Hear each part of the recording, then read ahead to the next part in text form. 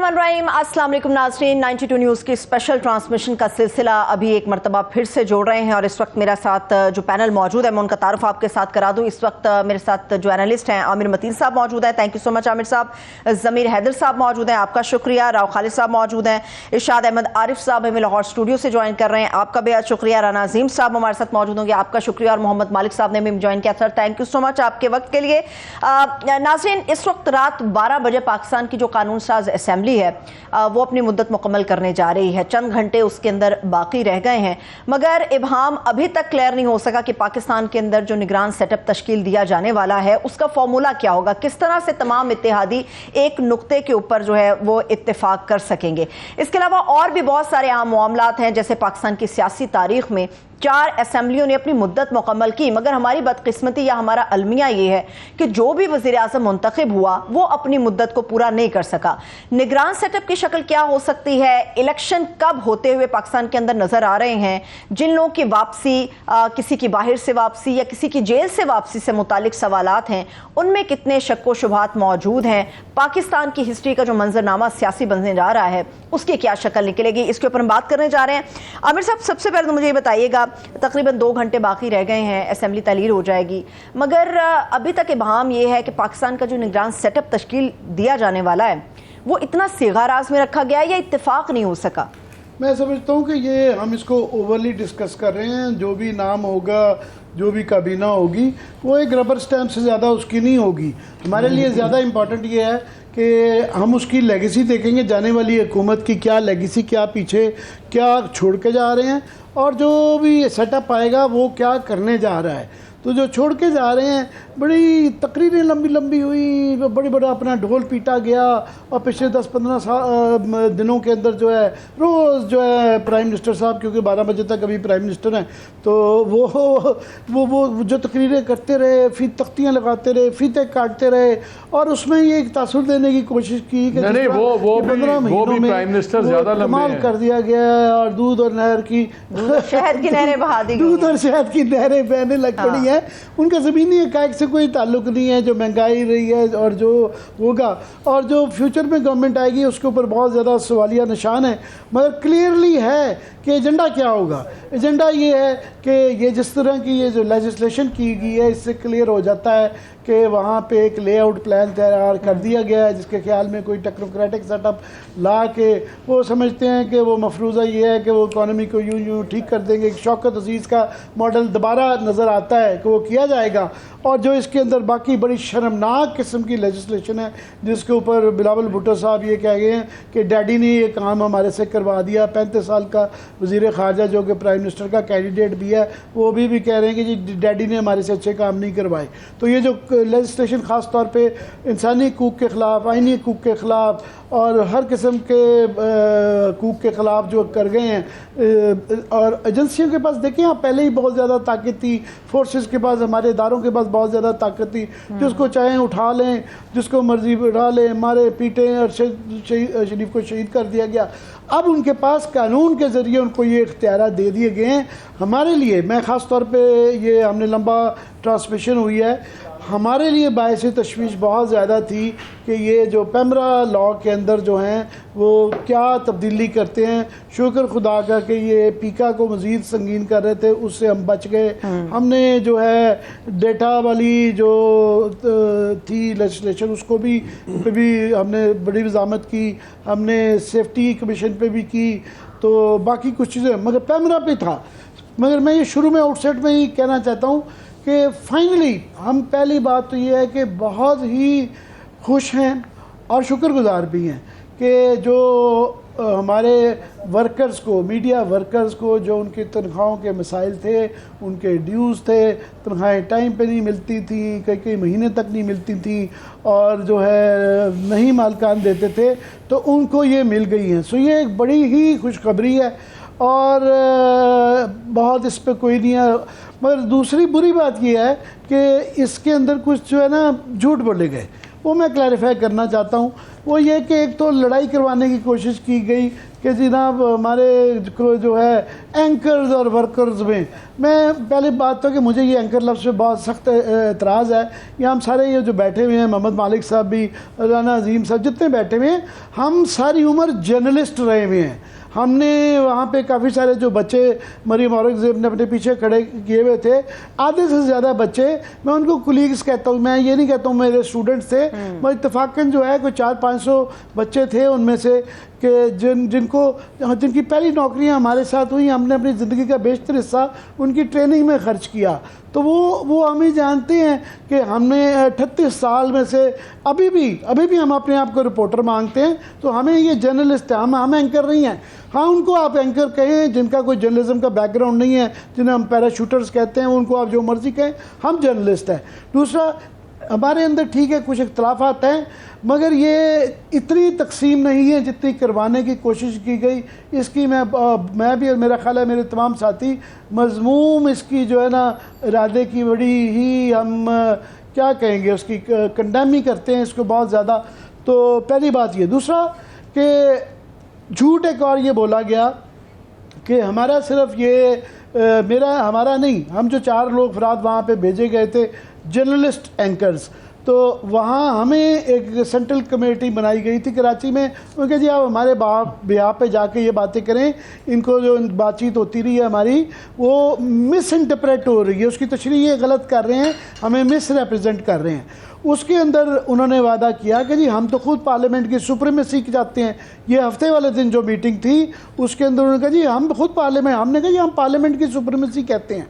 तो उसके बाद फिर मरियम बीबी ने आज जो है वो उन्होंने ये जो मैं समझता हूँ कि टोटली गलत बयानी से काम लिया। उन्होंने कहा जी प्राइम मिनिस्टर को मैंने जब बताया तो उन्होंने तो फौरी तौर पे हफ्ते वाले दिन ही कर दिया।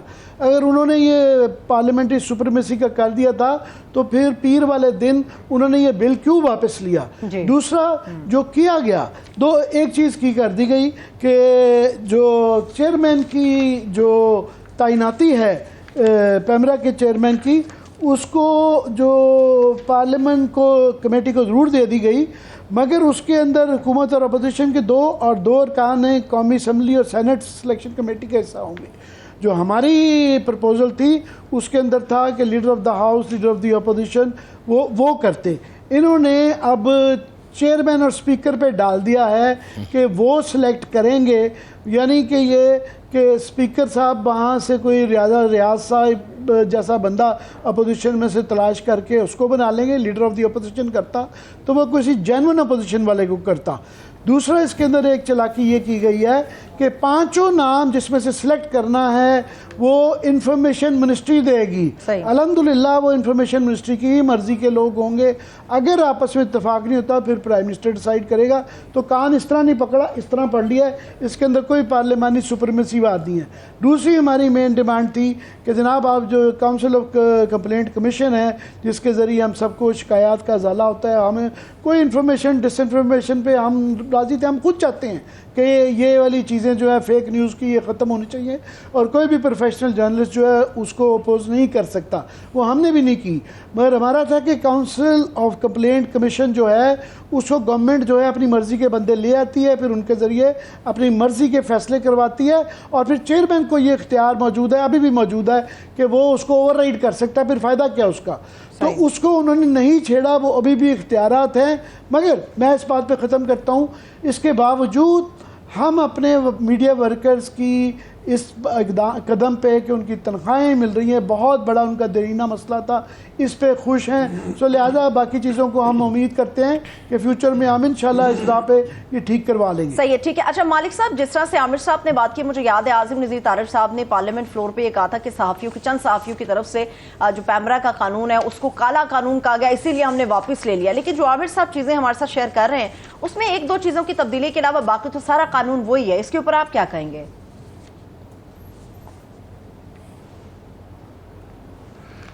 देखें, क्वालिटेटिवली सिर्फ एक ही इसमें अच्छी चीज़ हुई है, फ़र्क पड़ा है, वो ये पड़ा है कि जैसे आमिर ने बताया कि जो इदारे अगर 2 माह तक अपने ड्यूज़ क्लियर नहीं करेंगे अपने वर्कर्स के, जर्नलिस्टों के, और इसमें जितने भी लोग काम कर रहे होंगे, खाली जर्नलिस्ट नहीं लेकिन मीडिया के जो लोग एक इदारे से मुंसलिक होंगे, उनको फिर सरकारी इश्तिहार नहीं मिलेंगे। ये मेरे ख्याल में काफ़ी बड़ी पेनल्टी है। ये मेरे नज़दीक वाहिद एक अच्छी चीज़ है। और अब इसमें जैसे आमिर ने पॉइंट आउट किया, जब वहाँ बात चल रही थी ना, तो इस पर सब ने बड़ा इसरार किया मरीम साहिबा से कि देखें ये नॉन कंट्रोवर्शियल बात है, इस पर तो सारे एग्री करते हैं, आप इसको कबूल करें, बाकी पे आप शिक वाइज डिस्कशन कर लें। हफ्ते को इन्होंने कहा कि आप सारे आएँ और मंडे को इस पर शिक वाइज बहस करते हैं। मंडे को उन्होंने कहा कि जी ये तो शायद ही, मैं फिर ये भी नहीं करूँगी। उनका मतलब था कि या ये शिक करवाएं तो सारा कागज़ हमारी मर्ज़ी का करें, वरना ये शिक भी जा रही है। मेरा ख्याल है अच्छा हुआ है, अक्लमंदी की है सब ने। अगरचे मरीम साहिबा ने तो बड़ी कोशिश की है। मुझे बड़ा अफसोस हुआ है, दुख हुआ है कि कई बार होती है आपको झूठ बोलने की ज़रूरत होती है, कई बार कई जगह ज़रूरत नहीं होती, और ख़ास तौर पर जब आप जा रहे हों तो ये चीज़ें कल को आपके सामने भी आएंगी। आपने एक तमाशा लगाया, बड़ा अफसोसनाक किस्म का तमाशा लगाया। और हमारे साथ देखें, जैसे आमिर ने बात की है, ये जो 30s में 20s में 25 में लड़के हैं, हम हमसे डबल उम्र के हैं, हमारे तो बच्चों की तरह हैं। कोई ऊंचा भी बोल रहे, जज्बाती आजकल वैसे भी फैशन बन गया हुआ है कि बदतमीज़ी करना शायद एक एक्सेप्टेड चीज़ बन गई, भी फ़र्क नहीं पड़ता। To be very honest, I don't care, मुझे नहीं इसमें होता। अफसोस सिर्फ ये होता है कि जब आप एक पढ़ी लिखी कम्युनिटी को आपस में झूठ पे लड़ाने की कोशिश करें, मगर फिर सियासतदानों से आपको और कुछ तवक्को करनी भी नहीं चाहिए। जब ये एक दूसरे से सच नहीं बोलते, आपस में सच नहीं बोलते, तो हमारे से क्या सच बोलेंगे। अच्छी बात है, ये हो गया है, बाकी कोई क्वालिटेटिवली फ़र्क नहीं पड़ा, तमाम पावर सरकार के पास हैं, उसी तरह होगा। और मुझे याद है रात को मेरे से बात हो रही थी, अफजल भट्ट साहब का भी मुझे फ़ोन आया, तो उन्होंने कहा मालिक साहब जो होता है वो तो फ़ोन पे ही हो जाता है, कानून तो जो भी हो तो सेंसर तो फ़ोन पे ही हो जाता है, तो किस बात की लड़ाई है इनसे। मैं कहा ठीक है, बच्चों का काम हो जाए। मेरा ख्याल में ये वाहिद एक अच्छी चीज़ है जो इस बिल में हुई है, बाकी सब ये लिपअप होती है। ये सारा बिल आगे जाके इस पर काम करना पड़ेगा, चेंजेस करनी पड़ेगी। देखिए इसमें ओनर्स के कुछ फ़ायदे हैं। एक्चुअली हुआ ये है ज़रूरत कि इसको 3 ज़ावियों से देखा जा रहा था। एक ओनर्स का ज़ाविया था, उनको सर्टन रिलीफ्स मिल रही हैं इसमें। एक वर्कर्स का ज़ाविया था जिनको 6-6 महीने से तनख्वाहें नहीं मिल रही थी, उनकी ज़ाहिर प्रायोरिटी ये थी कि कुछ भी हो जाए हमें ये प्रोटेक्शन मिलनी चाहिए। हम जिस ज़ाविये की बात कर रहे हैं, जो सीनियर्स बैठे बात कर रहे थे, वो एक थर्ड ज़ाविया था, वो था राइट्स का। और नज़र आ रहा था कि इस कानून में अगर टोटल ये रीवैम्प ना हुआ, देखिए बार बार मरीम एक बात सुनाती थी, देखें जी ये मुशर्रफ का काला कानून है, तो भाई आइडियल तो ये कि काला कानून आप सिरे से ख़त्म कर दें। पुलिस ऑर्डर आपने ख़त्म किया, वो भी तो मुशर्रफ का काला कानून था ना। तो अगर इतना ही काला है तो आप ख़त्म कर दें ना, नया कानून बना लें। एक सांस में कह रही हैं काला कानून है, दूसरे सांस में कह रही हैं कि चलें हम ये शिकवाइज करते हैं, तीसरे में कह रही हैं कि ये जो इस काले कानून की बाकी शिकों पे बात करता है वो तनख्वाह की मुखालफत कर रहा है। झूठ पे झूठ। मैं तो इसको इस एंगल से देख रहा हूँ, अच्छी बात है ये हो गया है और सब ने समझदारी से काम लिया। गलत फहमियाँ हो जाती हैं, कोई फ़र्क नहीं पड़ता, बच्चे बोल भी देते हैं। गलत फहमियाँ ख़त्म हो गई हैं, बच्चों की सैलरीज द्वारा प्रोटेक्ट हो गई हैं जो काम कर रहे हैं प्रोफेशनल्स। बस सैलरी तो उनको कम अज़ कम इतना प्रोटेक्ट, ये तो नहीं कि कानून को अदालत तो नहीं दिलवा सकता, वो तो लेबर कोर्ट ही दिलवाएगी। लेकिन जो गवर्नमेंट लोगों को बताने के लिए ज़रूरी है कि गवर्नमेंट के इश्तिहार क्यों मैटर करते हैं। लोगों को ये समझना चाहिए कि ये नहीं होता कि गवर्नमेंट का इश्तिहार, पहले होता था 80% गवर्नमेंट के इश्तिहार होते थे, 20% प्राइवेट सेक्टर के होते थे, अब डिफरेंट हो गया। लेकिन जो गवर्नमेंट के इश्तिहार का रेट है, अगर 1 मिनट आप गवर्नमेंट का इश्तिहार चलाएं ऑन एन एवरेज, तो उसके अंदर आपको प्राइवेट पार्टीज़ के कम 6 से 7 इश्तिहार चलाने पड़ते हैं। इसलिए गवर्नमेंट का इश्तिहार बिजनेस वाइज मेक सेंस और ये गवर्नमेंट का बहुत बड़ा लेवरेज है। तो मैं तो सिर्फ ये देख रहा हूँ कि एक चीज़ अच्छी हुई है, बाकी सब ड्रामा है, बाकी इसमें कोई फंडामेंटल राइट्स को प्रोटेक्शन नहीं है, कोई फ्रीडम ऑफ स्पीच को प्रोटेक्शन नहीं है। तो ठीक है, ये जंग टुकड़ों में लड़ी जाती है। अभी एक चीज़ तो मिल गई, अल्लाह का शुक्र अदा कर रहे हैं, चलें कम अज़ कम ये एक प्रेशर आएगा, तनख्वाहें लोगों की ड्यूज़ क्लियर हो जाएंगे। बाकी चीज़ें फिर ठीक है, 75 साल से चल रही लड़ाई, देख लें कितने साल और चलती है। सो आई थिंक कम अज़ कम ये एक अच्छी चीज़ हो गई है। बाकी मैं तो कोई एक्साइटेड नहीं हूँ बाकी बिल के ऊपर।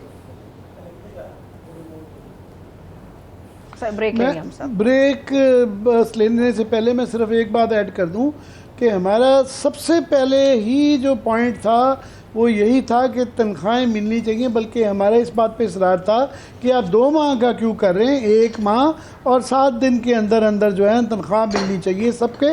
इस पर क्रॉस द बोर्ड एक इत्तेफाक था। मेरी बड़ी बहस चली थी वजीर साहिबा के साथ, ओपन डिस्कशन, मतलब कि बहस हुई थी कि आप ये मत करें, ये शिक अप्रूव करें, बाकी बातें बाद में करें, ये आप मत करें, बिल रिव्यू ना रिट्रीव करने की बात करें।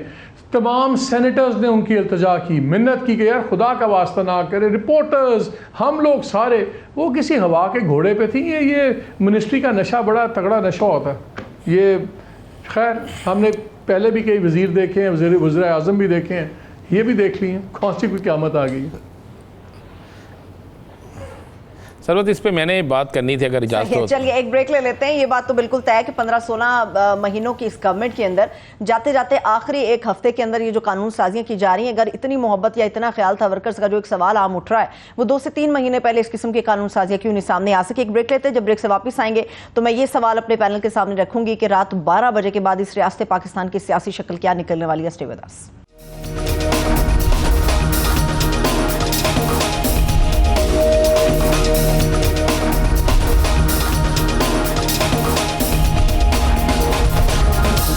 ब्रेक के बाद एक बार फिर से 92 न्यूज़ के स्पेशल ट्रांसमिशन में हम आपको वेलकम करेंगे। राव खालिद साहब की तरफ आऊंगी।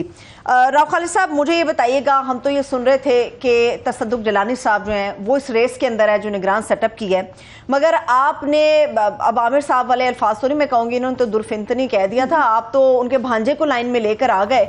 ये आपने क्या खबर दी? क्या कोई किसी को मामू बनाने की कोशिश कर रहा है? आप मामू भांजा एक ही कतार में लेके आ गए हैं एक साथ? अच्छा, एक तो मैं बता दूं कि जो जिस सोर्स से मुझे पता चला या कंफर्म किया जिसने, तो उसने कहा कि खबर भी बता देना। सर-ए-दस्त जो है ना, जलील अब्बास जिलानी साहब जो है वो प्राइम मिनिस्टर के लिए सबसे फेवरेट है और फाइनल है ऑलमोस्ट। केयरटेकर प्राइम उसका 99.9% उसने कहा कि फाइनल है, लेकिन कोई पता नहीं होता, आखिरी टाइम पे चीज़ें चेंज हो जाती है, मिजाज के किसी के दिल में क्या चीज़ बात आए और वो चेंज हो जाए। लेकिन सर-ए-दस्त अभी तक, जिस वक्त हम बात करें, अभी तक ये कन्फर्म है। दूसरी जो चीज़ मैंने उसमें, जो मैंने जब ये लिखा इसके बारे में कि ये आ रहे हैं, तो दूसरी चीज़ मैंने नहीं लिखी, जो दूसरी ब्रेकिंग न्यूज़ है वो ये है कि मेरे सोर्स का ये भी कहना था कि ये बिल्कुल यकीन रखें 6 माह तो कम अज़ कम ये है, उससे पहले नहीं जाने लगे। और ये सबसे यानी डिबेटेबल चीज़ है, जो बार बार डिबेट हो रही है कि ये जो सेटअप आ रहा है बुनियादी तौर पे किस लिए आ रहा है। क्या ये इकॉनमी ठीक करने के लिए आ रहा है? क्या ये जो एक लेवल प्लेइंग फील्ड जो मांगा जा रहा है उसको पूरी तरह एग्जीक्यूट करने के लिए आ रहा है? तो लेवल प्लेइंग फील्ड में वैसे मियाँ साहब के साथ हाथ ही हो गया है। वो तो मांग रहे थे कि उनको भी रिहाई मिले और वो भी केस से बरी हों, लेकिन उनके मुखालिफ को, जिसकी मुकाबले में वो मांग रहे थे, उसको भी सज़ा हो गई। तो अगर लेवल प्लेइंग इसको किसी ने कर दिया गलती से, तो ये तो बड़ा गलत हो गया उनके लिए। तो बुनियादी तौर पे ये देखना है कि किस इकॉनमी ठीक करनी है, लेवल प्लेइंग फील्ड आना है, कोई पॉलिटिकल कुछ चीज़ें ठीक करनी है, सिमत दुरुस्त करनी है मुल्क की, या इस किस्म की कुछ चीज़ें हैं। तो ये अगर तो बड़ा हैवी एजेंडा है, तो फिर तो ये 6 महीने तो मिनिमम आप कह लें कि फिर है। फिर हम कुछ और भी उसके बारे में सोच सकते हैं, या कह लें कि अंदाज़ा लगा सकते हैं कि किस किस्म का एजेंडा होगा। अगर सिर्फ एक पार्टी को ख़त्म करने की बात है, पार्टी को ख़त्म करना मकसूद है, और इस गवर्नमेंट ने जो कुछ किया है वो बोझ आगे भी किसी ने उठाना है, केयर टेकर ने उठाना है, या जिस तरह से इम्प्रेशन दोनों तरफ से तो नहीं, लेकिन एक तरफ से ये दिया गया कि शायद जो पीडीएम गवर्नमेंट, आउटगोइंग गवर्नमेंट है, उसका कोई हाथ नहीं था इसमें। जो कुछ भी हुआ है पीटीआई के साथ हुआ है, पीटीआई चेयरमैन के साथ हुआ है, उसकी वाहिद वजह 9 मई है, उसके अलावा और कोई उनका कोई इसमें कसूर नहीं है। तो उसका भी अब आगे जब मामला चलेगा ये, तो अगर तो वाकई 9 मई है, तो ये मेरा ख्याल इसमें कोई कमी नहीं आएगी, ये उसी तरह से चलता रहेगा और इस मामले को मंतकी अंजाम तक 9 मई वाले को भी पहुँचाया जाएगा, और बाकी मामला भी। जो सियासी पहलू है उसका और जो अदालती पहलू है उसके ऊपर अब देखना होगा कि क्या अदालत के ऊपर कोई गवर्नमेंट का प्रेशर था। हुमायूं दिलावर साहब के बारे में जैसे शक किया जा रहा है कि उनको कोई ल्यूक्रेटिव भेजा गया और इस वजह से उनसे लिया गया फैसला, या उन पर प्रेशर था। ये भी कल के बाद से जो चीज़ें अनफोल्ड होंगी, जब केयर टेकर आ जाएगी, तो बहुत सी गुत्थियाँ सुलझेंगी कि कौन कोई गेम पीछे कर रहा था, क्या कर रहा था। इलेक्शन इससे आगे तो हो नहीं सकते। अगर ये सेनेट भी आधी खाली होने दी गई और इलेक्शन ना हुए उससे पहले, तो फिर तो इसका मतलब है कि इलेक्शंस होने ही नहीं है। इस पर कोई बात हुई थी? जो आपकी रिलायबल सोर्स है, इसने कोई बात की इस पर? जी बिल्कुल बिल्कुल, मेरा यही कंसर्न था। मैंने कहा ये इतना लंबा जब खींचेंगे तो उसके तो बड़े रिप्रिकॉशंस हो सकते हैं। अगर गवर्नमेंट परफॉर्म नहीं करती, केयर टेकर जिस मकसद की लाएगी, मसला हल नहीं होता तो ज़्यादा मुश्किलात पैदा हो जाएंगी लाने वालों के लिए भी और जो आएंगे उनके लिए भी। तो ये तो बहुत बड़ा लंबा चला जाएगा काम आगे। उन्होंने कहा कि जी अगर तो मुल्क में आइन और कानून की बालादस्ती मौजूद है तो आप ये ज़रूर मुझसे पूछें कि जी सेनेट का क्या होगा और सदर का क्या होगा, फलां का क्या होगा। तो अभी तक जो सूरत हाल चल रही है उसमें तो हम देख ही रहे हैं जो आइन और कानून का हशर हुआ। चलिए मैं जरा राना अजीम साहब की तरफ आमिर साहब जाना चाह रही हूँ। राना साहब, एक तो आप कोई गुफ्तगू करना चाह रहे थे, कोई बात करना चाह रहे थे, दूसरा ये कि जो राव साहब ने एक नुक्ता उठाया, अगर तो लेवल प्लेइंग फील्ड हो चुका है, आपको नहीं लगता कि पूरी तरह से अब एग्जीक्यूट हो चुका है? कैद भी हो गई, ना अहली भी हो गई, तराजू के दोनों पलड़े बराबर भी हो गए। सियासी जमातों के अंदर की बड़ी अंदरूनी जो खबरें होती है वो हमेशा आपके पास होती हैं। कोई कसर बाकी रह गई है इसमें होने में, या आपको लगता है कि नहीं अब मामला जो है वो बराबरी पर आ गया? बिस्मिल्लाहिर्रहमानिर्रहीम, अस्सलातु वस्सलामु अलैका या सय्यदी या रसूल अल्लाह, अस्सलातु वस्सलामु अलैका या सय्यदी या हबीबल्लाह। सबसे पहले ना मैं ज़रूर बात करूँगा जो मालिक साहब ने बात की है और आमिर मतीन साहब ने बात की है। मैं तो चूँकि मैं एक यूनियन से भी तल्लक रखता हूँ और मैं इंटरनेशनल फेडरेशन ऑफ जर्नलिस्ट का पाकिस्तान में वाहिद नुमाइंदा भी हूँ। बात यह है कि मालिक साहब, आपने, मतीन साहब ने और हामिद मीर साहब ने जो काम किया, आपने सहाफ़ियों के लिए किया है। आपने कोई ऐसा नहीं किया। सिर्फ तकलीफ़ उन लोगों को हुई है जिन लोगों ने बहुत से पैसे पकड़े हुए थे, जिन लोगों ने बहुत सी कमिटमेंटें किसी और काम में की हुई थी। असल मामला यही है कि तनहाओं का तो इशू ही नहीं है। मुझे एक बात बता दें कि पंजाब असम्बली से करारदाद पास हो चुकी है 2 साल पहले कि जो इश्तिहार नहीं देगा, तनख्वाह नहीं देगा, उसके इश्तिहारात बंद हो जाएंगे और DGPR उसकी सैलरी देगा। आज तक नहीं मिली। KPK से ये पास। राणा साहब बात सुने, राणा साहब मेरी बात सुनो, राणा साहब मेरी बात सुनो सर, मेरी बात सुने। हमारे जो राणा साहब मेरी बात तो सुने, एक मेरी बात सुने। हम सीनियर लोग हैं। देखें, जर्नलिस्टों में 100 आपस में चीजें चलती हैं, 100 झगड़े होते हैं। छोड़े इस बात को, अभी नेशनल पे बात करते हैं। जो आपस की चीजें हम कर लेंगे, बातचीत छोड़े। चले मैं सिर्फ आपका ना, मैं साफ्ती बरादरी की तरफ से, साफ्ती बरादरी की तरफ से आपका शुक्रिया अदा करता हूँ। नहीं, मैं किसी के खिलाफ नहीं बात कर रहा, मैं आपका शुक्रिया अदा कर रहा हूँ। मैं शुक्रिया अदा कर रहा हूँ आप सबका कि आपने हमारी बात की है। मैं ही बात, जहाँ तक बात है जी, सब आपने कहा ना कि बिल्कुल सारे चंगे ने, चलो दूसरे ज़ाविये पे। जहाँ तक बात ये है ना कि जी बाकी सारी सियासी जमातें जो हैं वो समझती हैं कि ठीक हो गया, एक सियासी जमात को खुले लाइन लगा दिया गया, तो ऐसा नहीं हुआ।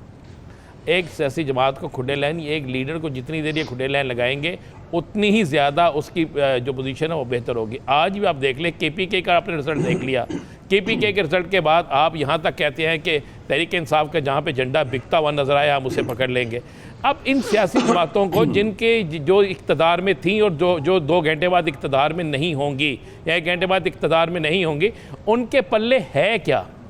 अब मियाँ साहब भी वापस आ जाएँ, सारे वापस आ जाएँ, उनके पल्ले है क्या? मैं आपको अंदर की खबर एक दे दूँ कि मियाँ साहब ने, मेरा जो सोर्स है वो जो मुझे बताता है, उन्होंने कहा कि हमारे साथ एक बड़ा हाथ हो गया।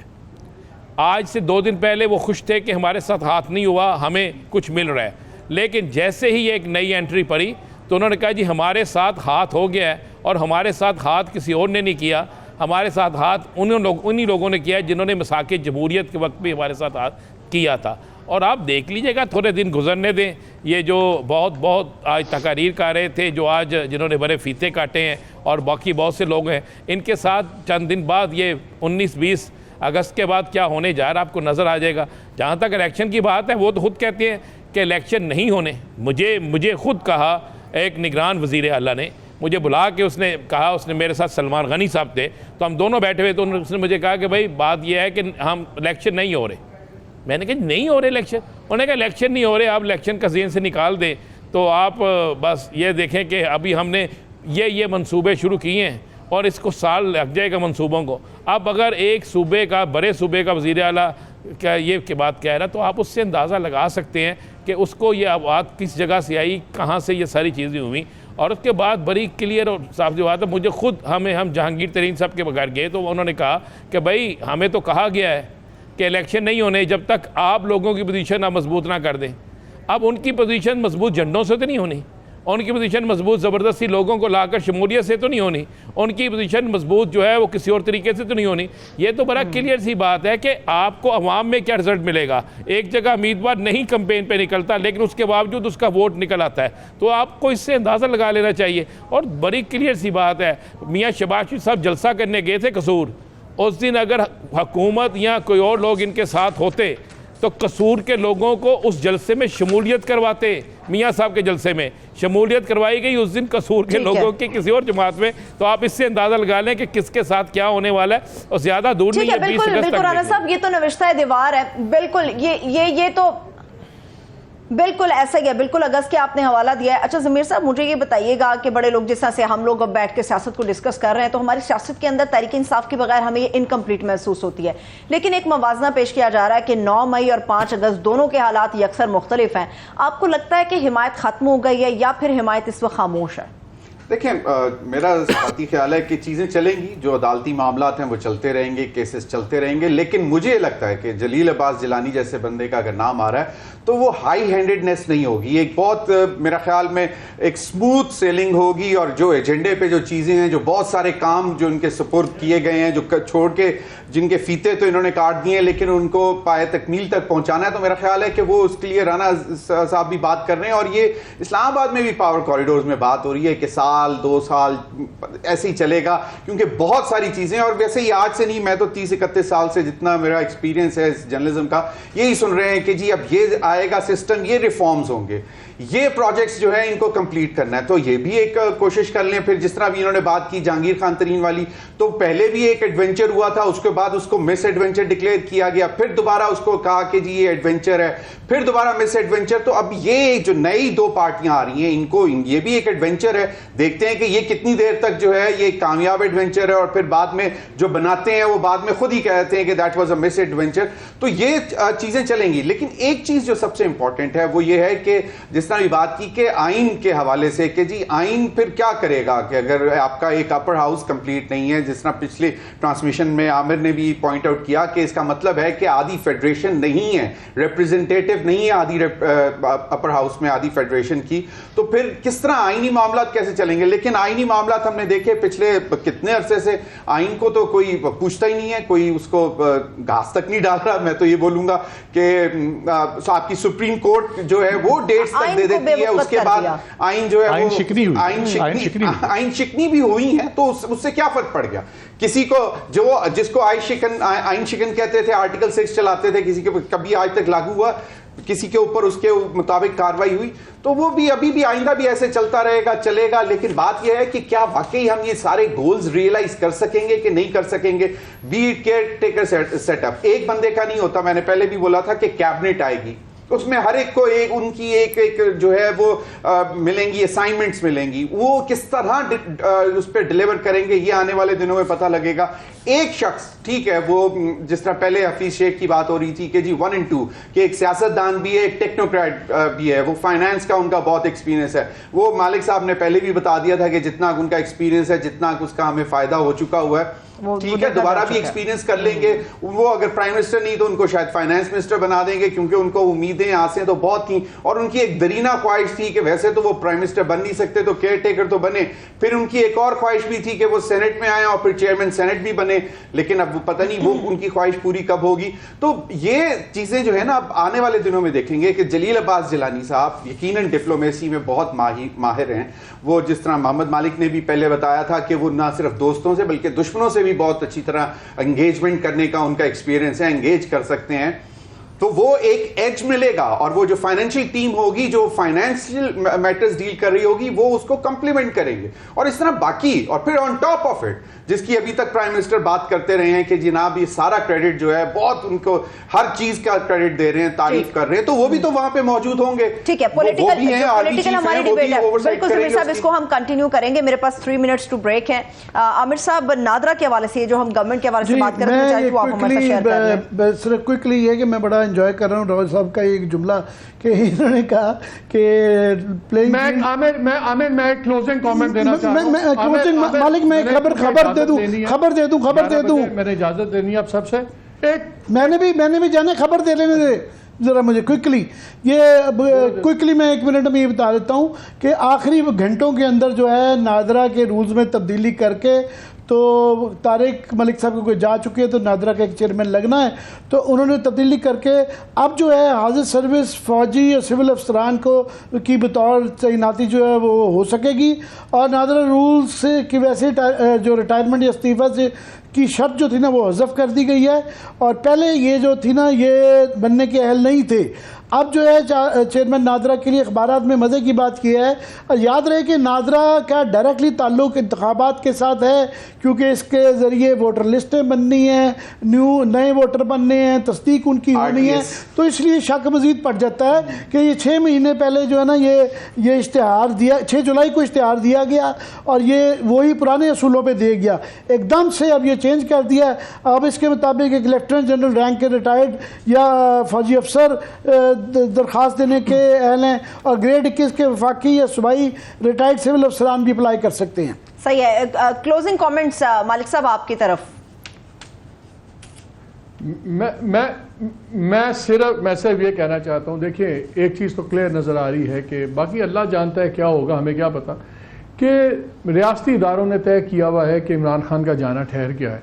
मेरा ख्याल है इनके जाने का अंदाज़ ये डिसाइड करेगा कि आने वाला निज़ाम कितने दिनों के लिए है और क्या साख्त है, क्या उसकी कॉन्टोर्स हैं, ये सारी चीज़ें डिसाइड करेगी इमरान खान के जाने का अंदाज़, अगर जिस तरह ये प्लान है। बाकी ये जितनी बातें हम लोग एस्टिमेट कर सकते हैं, गेस्टिमेट कर सकते हैं, but I think pivotal factor ये है कि अगर इमरान को हटाया जाता है शॉर्ट टर्म में या मिड टर्म में या लॉन्ग टर्म में, किस तरीके से हटाया जाता है, इनका जाने का अंदाज तय करेगा आने वाली चीज़ों का अंदाज, मेरे अंदाजे में। बिल्कुल।